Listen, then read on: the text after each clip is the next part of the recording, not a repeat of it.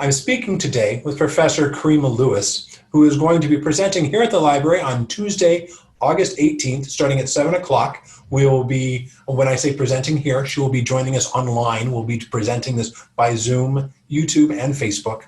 The subject of the program is Policing Black Bodies from Slavery to Black Lives Matter. I hope you enjoy our conversation. Professor Lewis, thank you so much for joining me today. It's a pleasure to be presenting another program with you. Thank you for having me. So I was so delighted that we were able to get in touch when I reached out earlier this summer, and that you were teaching a class earlier on similar subject. Tell me a little bit, remind me of what that class was and where that was being taught. Okay, so this was a 2-week course at Massasoit Community College in Brockton, Mass.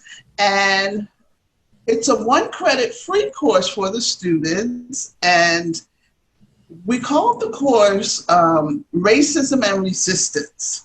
And so we wanted to look at the history of racism and civil rights protests and resistance from different perspectives. And so my contribution was the historical perspective, looking at policing from the colonial period through the Civil War, Reconstruction, the era of lynching, the Great Migration, on through the Civil Rights Movement. Other parts of the program had to do with the whole ideology around racism as far as a sociological perspective, looking at those theories about racism, implicit racism. I can't really talk for this professor, but such ideas as implicit racism, and as well as from a literature perspective, looking how Black voices protest and write about these kind of problems of racism, poverty, and crime, and all the areas that sometimes are important issues to African Americans. And the last professor brought a perspective from human services. And so when you think about African Americans and the stress of racism, the stress of police brutality, the poverty, I think the goal of the professor was to let people know that there are resources that can help you weather some of these difficulties that might be part of the African American experience in America. So I thought that was kind of neat, because we always think about the problem, and we never think about the treatment and solutions to problems. So I thought that was a neat package to kind of look at this issue of racism. Yeah. So we're obviously not going to be able to present a full credit course that took 2 weeks to deliver in Right. 70, 90 minute package. So you're going to give some highlights from the historical perspective, and then hopefully we can end with some of those resources that people can find. I don't know if we can bring any of that in, but I do like that spin. Well, being a former social worker, I might be able to put on that hat and help well with that. But the literature one, I might not do too well with, or sociology. We have lots of books and resources, so we can support people who want to go deeper into that for sure. All right. Well, when we think about the history, I'd like to talk just a little bit about it so people can know where we're going in. I know that today there is a gross difference between the percent of population that is Black people and the percent of incarcerated people that are Black. Is that something that has held true over, kind of the history of this country? Has it kind of gone up and down how reflective is our current experience with our history? Okay. And so I think we have to start from the beginning. Okay. And I think you have to understand when you think about the problem of mass incarceration, you have to consider the problem of policing. and how this mass incarceration can take place, because the police is the one who's going to be doing the arresting and the incarceration. And so you have to start with, what's the history of policing Black people in this country, and how has that history looked, and how did it evolve to a problem of mass incarceration? And so we start from the beginning. We start from the colonial period, and we start with when our country had legal slavery and slave patrols. And it's interesting, when I started my research for this class, and I went back, I teach African American history, and I kind of went back to my textbooks, and no one talked about slave patrols in these books. And so I found that quite interesting, because it was such a big part of slavery. And basically, these slave patrols from the 1600s, the model that they used was from Barbados. Barbados, the Caribbean, was known for its brutal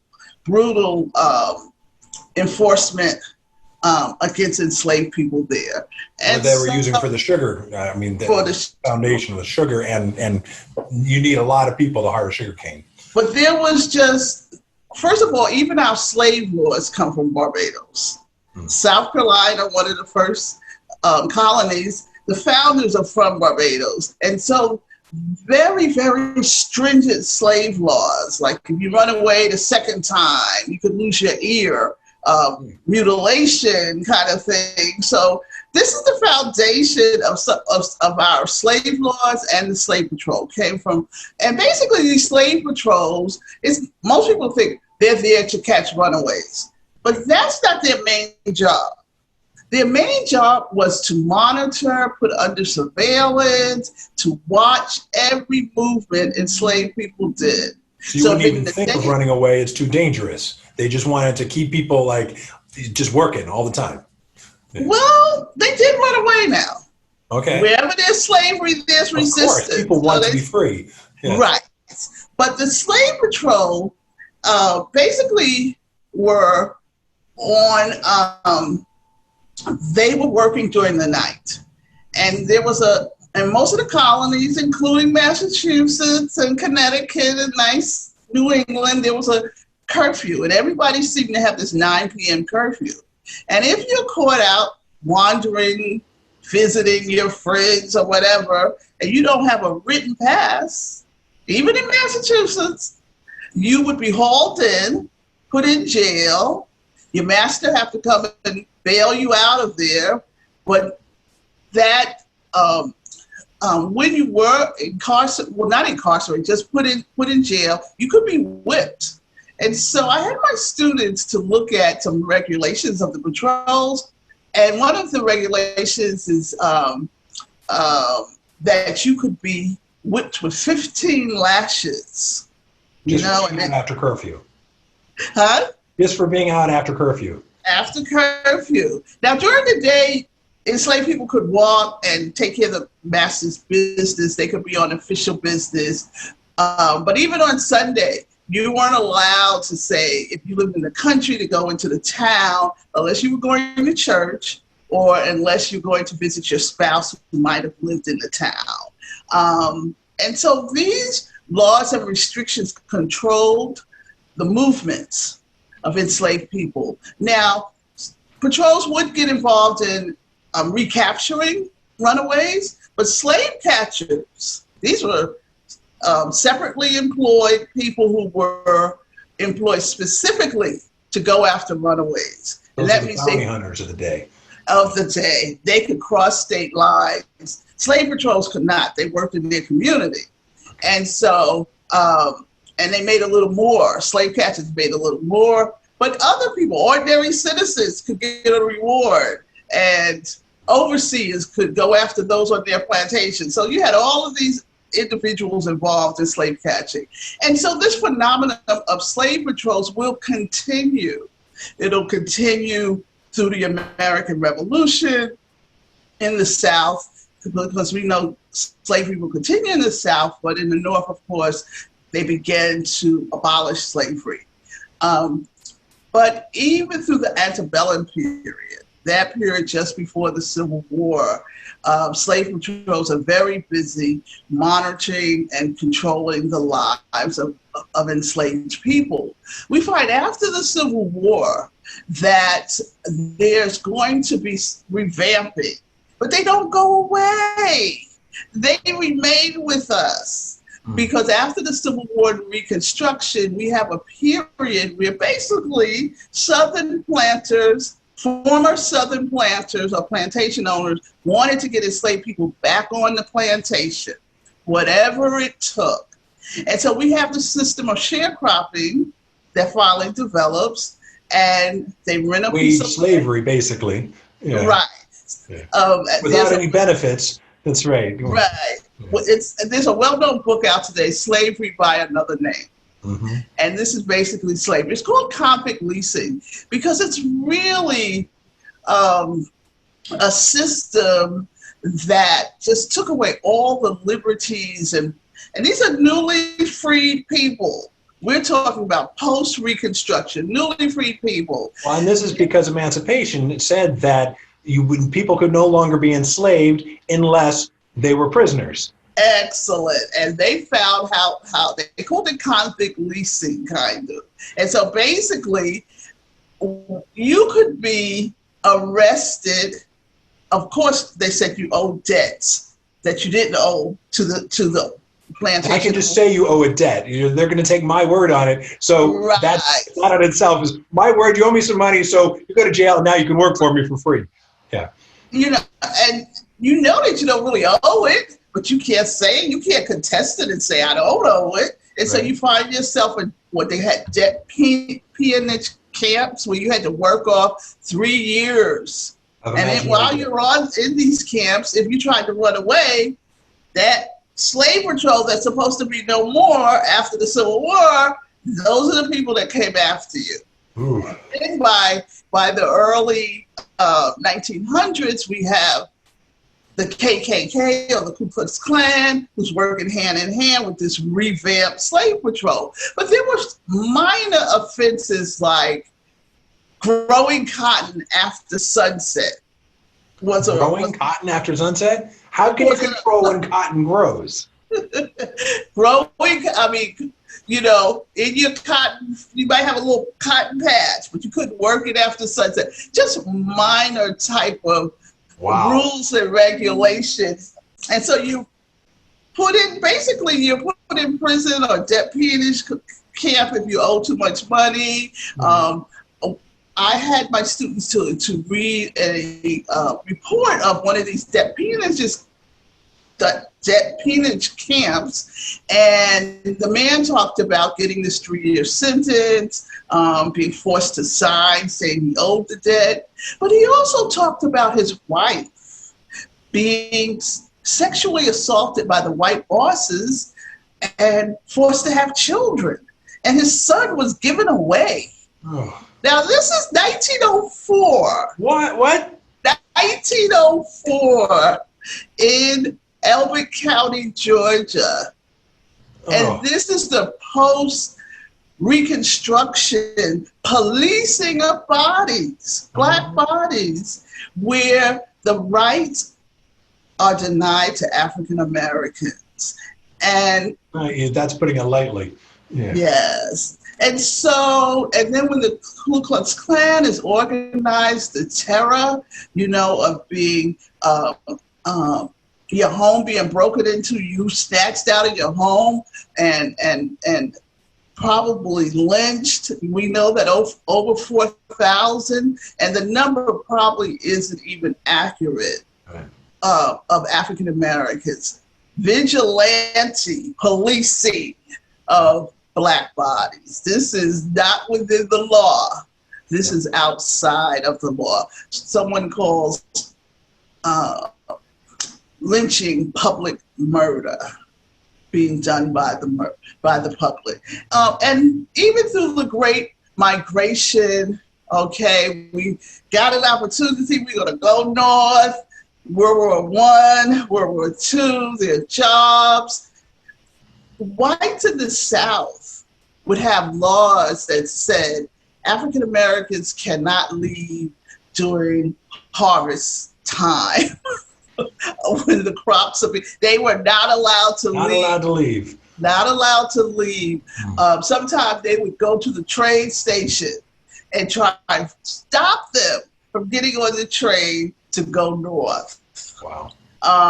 And so during the Great Migration, we're talking about from 1920 to maybe 1940 or 50. That's when you have so many race riots because Blacks are coming to white communities. They're coming to white jobs. Whites said, we're not going to work with them. We're going to strike. We're not going to work because we don't want to work with Black people. It's like in 1 year, 1919, it's called the Red Summer, because so many African Americans died during race riots. I believe it was, I think it was during World War II. One particular year, there were like almost 250 race riots across the country. So what is a race riot? I don't think really does justice to what was happening. It's not like it was two groups of people that were like, head to head. It was really a mob of white people that were killing everybody they could find. Is that right? That's right. And setting fires. We think of Tulsa. Right. Tulsa, Oklahoma, that was destroyed. And so it was really out and out war on African Americans. I was reading recently, and I read so much I have to keep track, but I was reading recently, because I know it's someone that has a connection to Wilmington, North Carolina, when there was an attack on Black families, and over like 250 Black families just moved because their lives were in danger by whites because something had happened that they, so, and that happened across the country, not just. There was a movie, what was it? Was it Rosewood in Florida? Yes. Yes. Just murdered. Yes. So policing outside the law, vigilante policing, and we see this continues. We know that even in World War II, when Black soldiers are in military bases and they try and just go have some free time when they're off the base, and they're attacked by communities, and so this kind of racial terror, racial violence that they face. And then we continued into the civil rights movement. And we know, even just commemorating John Lewis, how what happened on the bridge in Selma. In Selma, the blood that was shed for the Voting Rights Act, basically. But also Birmingham, Alabama, with the chief of police, Bull Connor, and the dogs, and also the bombing of the Baptist church with the four girls. I mean, someone said that it wasn't Birmingham, it was Bombingham, and so policing Black bodies, with that kind of racial terror is also. And so we move, and I haven't forgotten your question, because I think that the problem that we have with mass incarceration today is not something that we saw before the civil rights movement. I think this is something in reaction to the Black Power movement, the Black Panthers, that hyper-masculine image with the guns drawn, really kind of brought fear into a lot of... as it was intended. I mean, they wanted to strike some fear. Their response was to police brutality. And they said, we're going to put a stop to police brutality, and this is how we're going to do it. And I think this is the beginning where you see, because we know all of the Black Panthers are charged falsely with crimes. They're incarcerated. But they were not just murdered, right? Right. Some of them died. Angela Davis, we know that she was accused, but she represented herself and got acquitted. of killing someone. Take care. It's a pleasure talking to you. Pleasure talking to everyone. Bye-bye. So that was just part of my conversation with Dr. Karima Lewis, who will be presenting here at the library on Tuesday, August 18th at 7 p.m. We will be live on Zoom, Facebook, and YouTube. The subject of her program is Policing Black Bodies from Slavery to Black Lives Matter. I hope you will come back and join us for a much longer presentation. It promises to be engaging.